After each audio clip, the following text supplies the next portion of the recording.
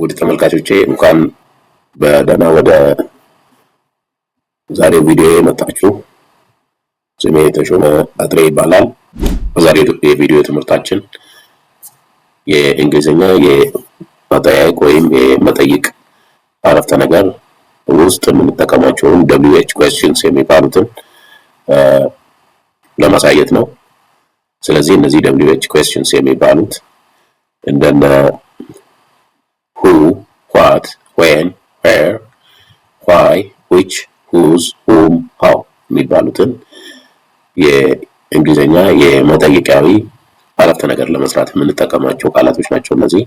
ስለዚህ እነዚህን በመጠቀም እንዴት አድርገን ጥያቄ መጠየቅና የጥያቄ አረፍተ ነገር መስራት እንደሚችል በዛሬው ቪዲዮ አንዱን በመጠቀም አሳያችኋለሁ። በተከታታይ ሁሉንም እነዚህን አሁን የነገርኳቸውን ወይም ያሳየኋቸውን ቃላቶች ሁሉንም አንድ ባንድ ለቅላችኋለሁ። ስለዚህ ለዛሬው ትምህርታችን what የሚለውን በመጠቀም እንዴት አድርገን ጥያቄ መጠየቅ እንደምንችል ትርጉማቸው ወይም ትርጉሙ ምን እንደሆነ ለማየት በቀጥታ ወደ ትምህርቱ እንሄዳለን።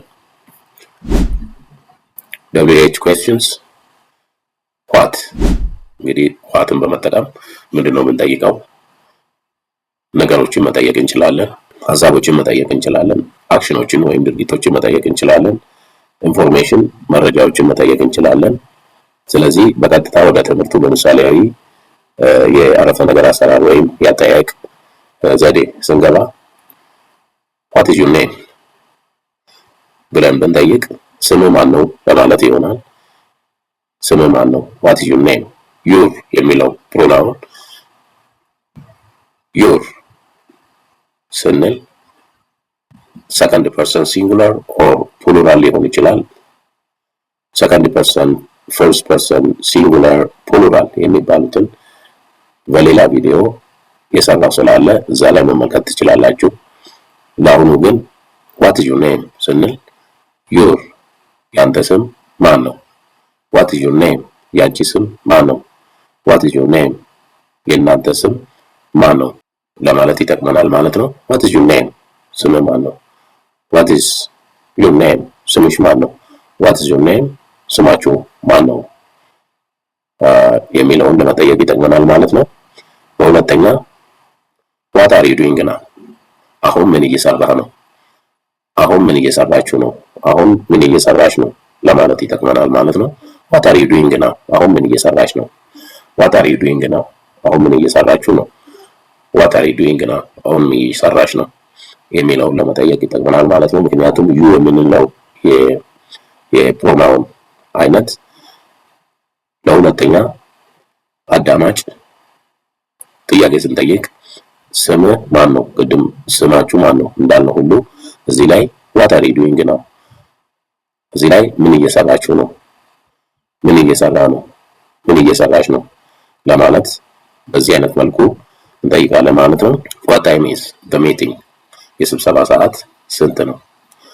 what time is the meeting የስብሰባ ሰዓት ስንት ነው ለማለት ነው። what did you buy yesterday ትናንትና ምንድነው የገዛኸው? what did you buy yesterday ትናንትና ምንድነው የገዛችሁት? what did you buy yesterday ትናንትና ምንድነው የገዛሽው ለማለት በዚህ አይነት መልኩ እንጠይቃለን ማለት ነው።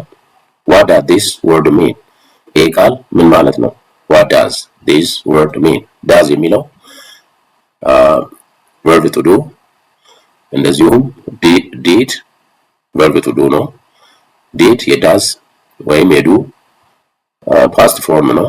የpresent form of did is do የdoesም እንደዚሁ do ነው። does what does this word mean word የምንለው እንግዲህ ቃል ስለሆነ እንደ ነገር ብንወስደው what does this word mean ይሄ ቃል ምን ማለት ነው? ስለዚህ ለዚህ does የሚለውን የverb to do የቃል ፎርም እንጠቀማለን ማለት ነው። ሶ በዛሬው ቪዲዮአችን whatን በመጠቀም እነዚህን ያየናቸውን የጥያቄያዊ አረፍተ ነገርን ያየንበት ሁኔታ ነው የተመለከታችሁት። እንግዲህ whatን በመጠቀም ብዙ ጥያቄዎችን መጠየቅ ይቻላል። በመቶዎች የሚቆጠሩ ጥያቄዎችን ቃላቶችን በመምረጥ መጠየቅ የምንፈልገውን የጥያቄ አይነት መጠየቅ እንችላለን ማለት ነው። በሚቀጥሉት እንግዲህ የቀሩትን የWH questions ቃላትን በመጠቀም እንዴት አድርገን ጥያቄ አረፍተ ነገር መስራት እንደምንችል እናያለን።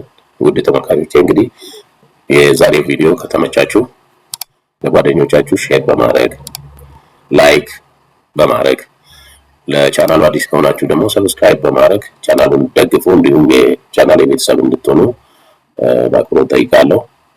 Thank you very much. See you.